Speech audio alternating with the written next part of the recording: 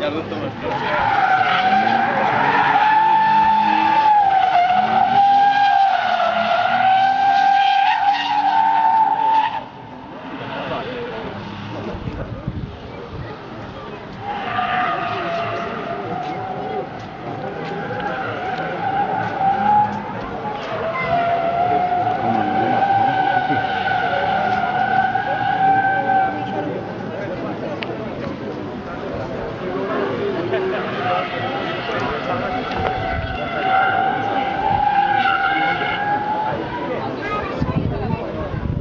Estamos aquí con José, el propietario de este negocio,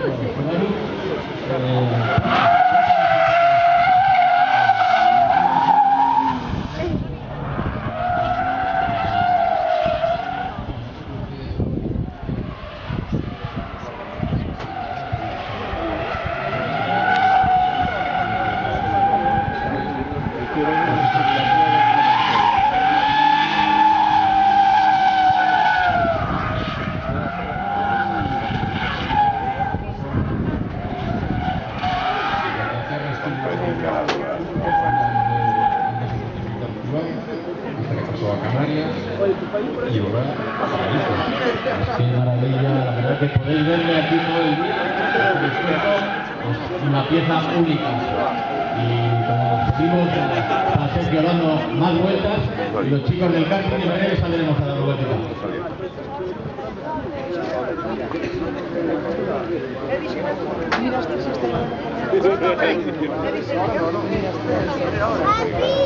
Que voy a cambiar.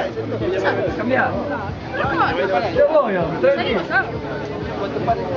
¡Ey! 2 minutos, voy a cambiar. Venga, apura. Que vaya en rueda. Vaya cara, que me pusiste. No, ve. Vaya cara, que me pusiste.